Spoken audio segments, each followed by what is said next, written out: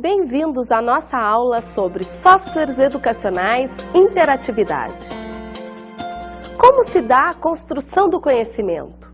Certamente essa é a questão-chave a ser discutida, pois a forma como o professor desencadeia suas ações pedagógicas está impregnada pela concepção que tem sobre esse tema.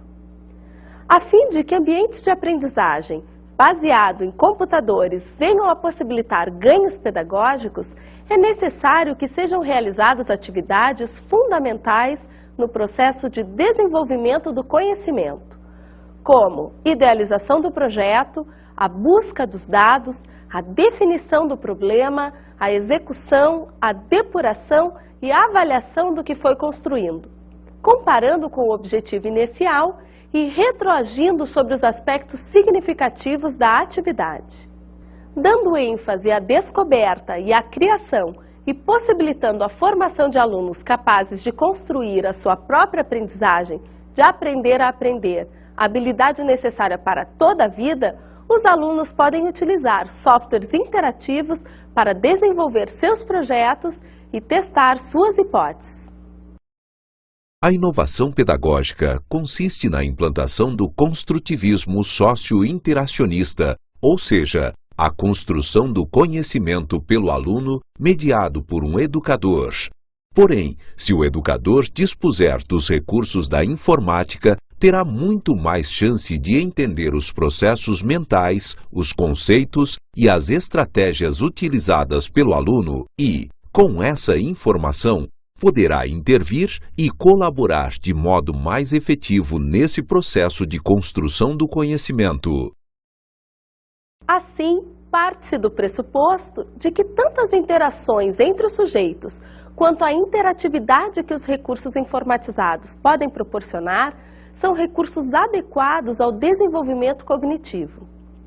Há diversos tipos de recursos virtuais de aprendizagem que podem ser oferecidos, tais como micromundos, simuladores ou objetos concreto-abstratos. Concretos porque existem na tela do computador e podem ser manipulados, e abstratos por se tratarem de representações realizadas a partir de construções mentais. Esses recursos exigem uma participação ativa do sujeito, levantando hipóteses e buscando validá-las ou refutá-las por meio da sua ação sobre os objetos. Uma ação que não produz os resultados esperados leva o sujeito a formular novas hipóteses e a fazer novas intervenções num processo cíclico. Dependendo do ambiente informatizado escolhido, o professor pode rever o caminho trilhado pelo aluno e, assim, identificar em que momento ele se afastou do objetivo pretendido, discutindo com o aluno o que o levou a fazer tais escolhas e o ajudando a repensá-las, e assim definir novos rumos. O uso do computador permite a realização do ciclo descrição, execução, reflexão, depuração, descrição, no qual novos conhecimentos podem ser adquiridos na fase da depuração. Quando uma determinada ideia não produz os resultados esperados, ela deve ser burilada, depurada ou incrementada como novos conceitos ou novas estratégias. Esse incremento constitui novos conhecimentos, que são construídos pelo aluno. Com o intuito de compreender-se melhor o potencial pedagógico dos recursos oferecidos pela informática, vamos fazer algumas reflexões sobre o tipo de abordagem educacional que alguns programas interativos, mas com linguagens próprias, proporcionam. Linguagem Logo. A linguagem de programação Logo foi desenvolvida pela equipe de Seymour Papert, no Massachusetts Institute of Technology, no MIT, nos Estados Unidos. A linguagem surgiu no final dos anos 60, sendo utilizada ainda nos dias atuais.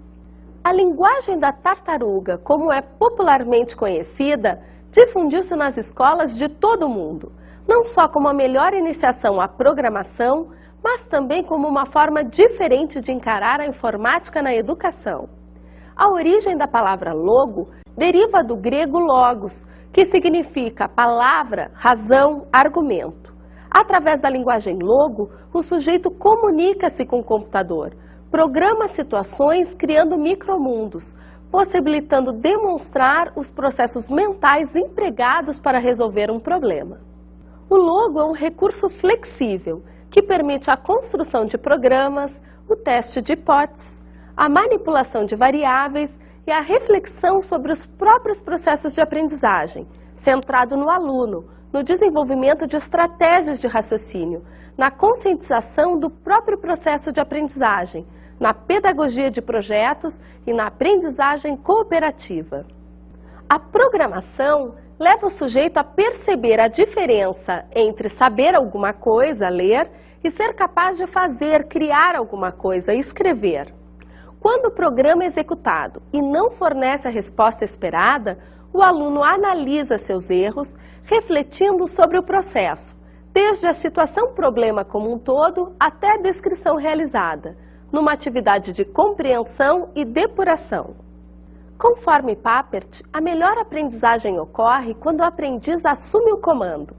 A metodologia de Papert propõe que a iniciação à linguagem de diálogo com as máquinas computadorizadas seja através de atividades lúdicas.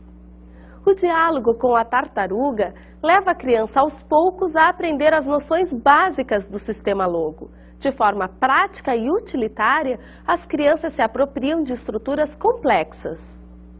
Assim, trabalhar com a tartaruga mobiliza a experiência e o prazer com o movimento. Toda essa experiência faz uso de um campo do conhecimento bem familiar à criança, a geometria do corpo, como ponto de partida para o desenvolvimento de conexões com a geometria formal. Vamos ver um exemplo simples. Para fazer um quadrado com comandos da linguagem Logo, a criança deve posicionar-se como a tartaruga, aqui representada como um triângulo verde, e escrever os comandos. Primeiro, a tartaruga deve caminhar para frente.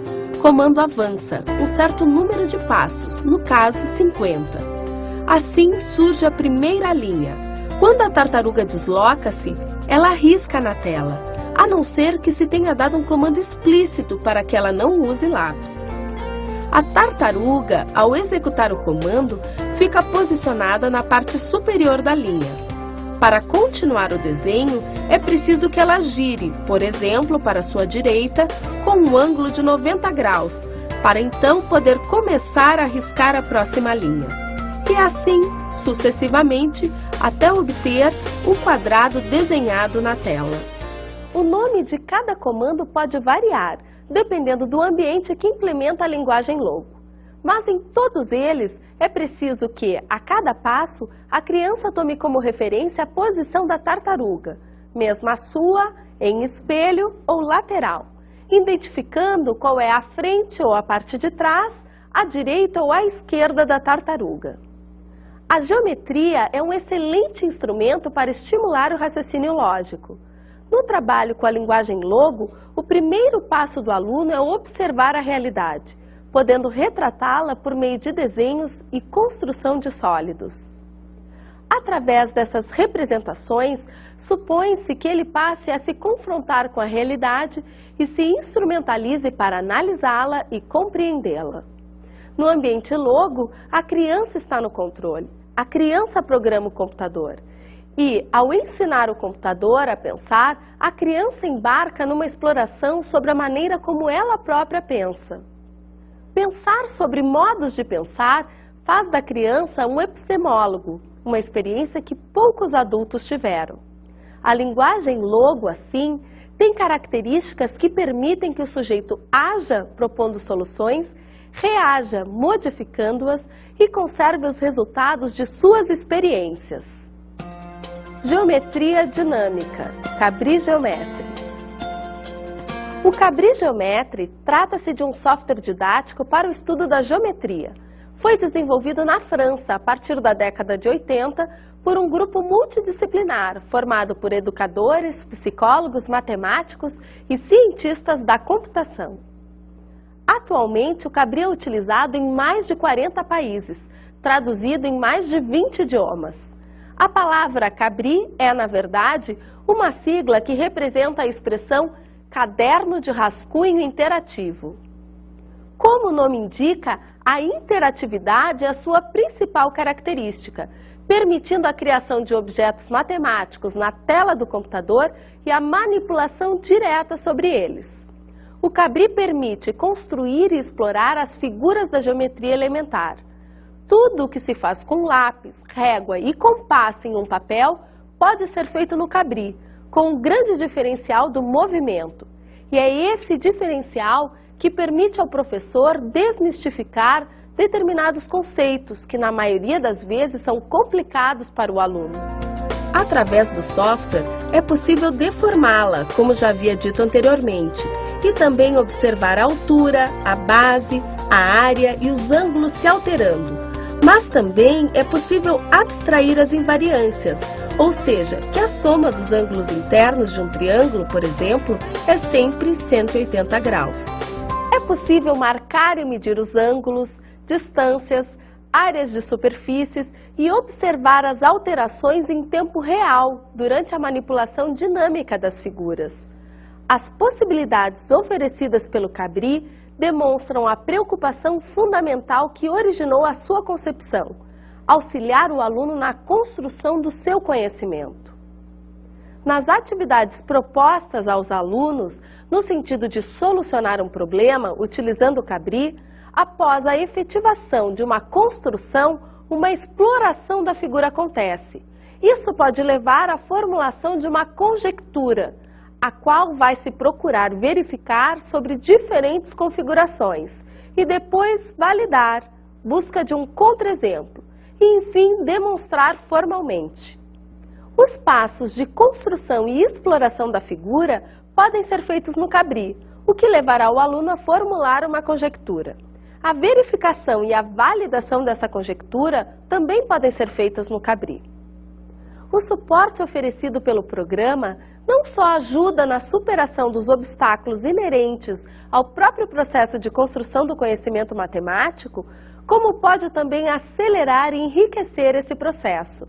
Faço importante destacar ainda que o Cabri permite rever todos os passos utilizados pelo aluno na construção geométrica realizada, permitindo então ao professor percorrer o caminho já trilhado pelo aluno e, quando houver dificuldades, identificar o ponto em que isso ocorreu e assim intervir apropriadamente. As principais características do Cabri em relação ao trabalho com lápis e papel encontram-se na tabela que você visualiza. Vamos ver como funciona. Atividades de reconhecimento do ambiente são fundamentais no momento em que se inicia sua utilização.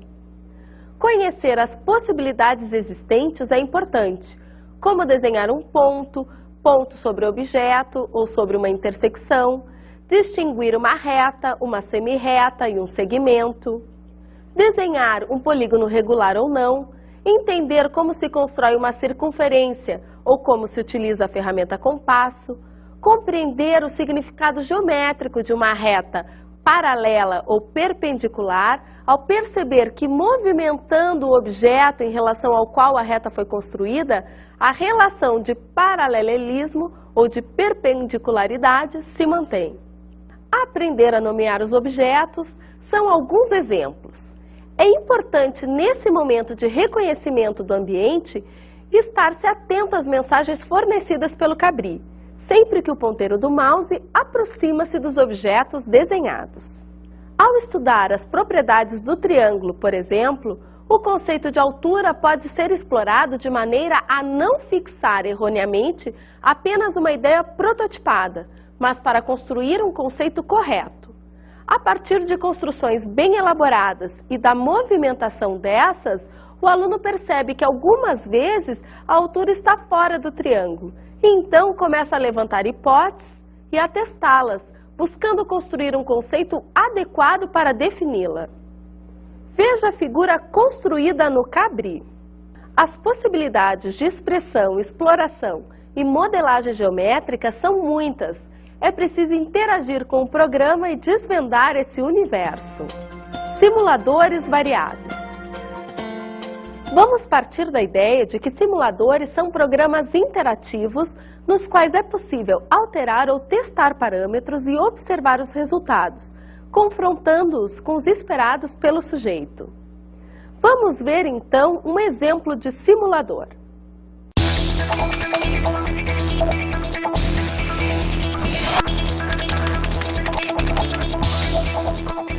Ludus é um simulador situacional, um jogo virtual que, utilizando-se da interatividade e do entretenimento, permite que o aluno absorva e retenha conhecimentos vistos em sala de aula. Durante a simulação, o aluno enfrenta situações reais e desafiadoras, assim como vivenciará durante sua vida profissional. A simulação consiste na assunção da identidade de um advogado e, assim, participa de diversas sequências apresentadas em cenários virtuais. Ele deve realizar escolhas e tomar decisões que irão interferir no desfecho do jogo. Em caso de dúvidas, o aluno pode consultar um guia mais experiente e realizar consultas sobre a lei antes de prosseguir. O desafio do jogo está no desempenho do advogado ao solucionar os casos, aumentando assim sua credibilidade e o número de clientes requisitando os seus serviços. Um exemplo de objeto de aprendizagem é o Preciso de Oxigênio, disponível no site do Projeto Rived. Os objetos de aprendizagem produzidos pelo Rived são atividades multimídia interativas na forma de animações e simulações. Essas atividades interativas oferecem oportunidades de exploração de fenômenos científicos e conceitos muitas vezes inviáveis ou inexistentes nas escolas por questões econômicas e de segurança, como, por exemplo, experiências em laboratório com substâncias químicas ou envolvendo conceitos de genética, velocidade, grandeza, medidas, força, dentre outras. Esse simulador possibilita que o usuário teste os efeitos dos inseticidas e antibióticos na pecuária, os efeitos da poluição nos lagos ou o efeito das queimadas para os solos. A cada interação surgem elementos e questões para reflexão. Além dos objetos para diversas áreas do conhecimento, há também um guia do professor, com sugestões para a utilização dos objetos. Vamos ver como funciona. Estamos aqui então no objeto de aprendizagem Preciso de Oxigênio. Temos as instruções para a interação. Vejam que aqui na lateral temos algumas orientações, contextualizações e aqui o cenário onde acontecem os efeitos que vamos trabalhar. Inseticida. Podemos aumentar o nível de inseticida e vamos observando o que está acontecendo com a vaca. Novas questões surgem para reflexão. Vamos ver outro cenário. Nesse cenário, podemos mudar o nível de poluição. E vamos observando então o efeito que causam na natureza. Temos a terceira opção de trabalhar com o cenário das queimadas.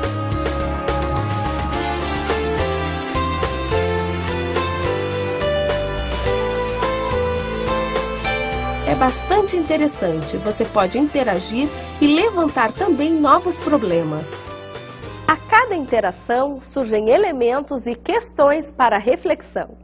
Além dos objetos para diversas áreas do conhecimento, há também um guia do professor, com sugestões para a utilização dos objetos. Outro site com material de boa qualidade, variado em quantidade, é o LabVirt da USP. Apresenta diversos simuladores e animações para as áreas de física e química. Estamos aqui no ambiente de simulação carros. A ideia é encontrar a posição de cruzamento entre o veículo 1 e o veículo 2, considerando suas velocidades. A velocidade do carro 2 está definida 50 km por hora. Para o carro 1, devemos escolher a velocidade. Supondo que o aluno escolha a velocidade 100 km por hora, deverá aplicar fórmulas da física e então, supondo que ele encontre o valor 400, testar, observar a simulação e comprovar ou não o resultado encontrado. Vejam que à medida que isso acontece, um gráfico também mostra o movimento. Os simuladores, como esses que nós acabamos de conhecer, nos permitem propor atividades diversificadas nas quais os alunos podem levantar e testar as suas hipóteses. As tecnologias da informação e da comunicação apresentam espaços adequados ao trabalho por projetos. Destacam-se a ampla gama de informações disponíveis para pesquisa, a multimídia que proporciona ambientes com estímulos multissensoriais e principalmente a interatividade e a dinamicidade que tais tecnologias oportunizam. Construir, explorar, reconstruir, interagir para compreender, para criar novos significados a partir das situações que se apresentam. Desenvolver no aluno a observação, o questionamento e a criatividade. Esses são os objetivos.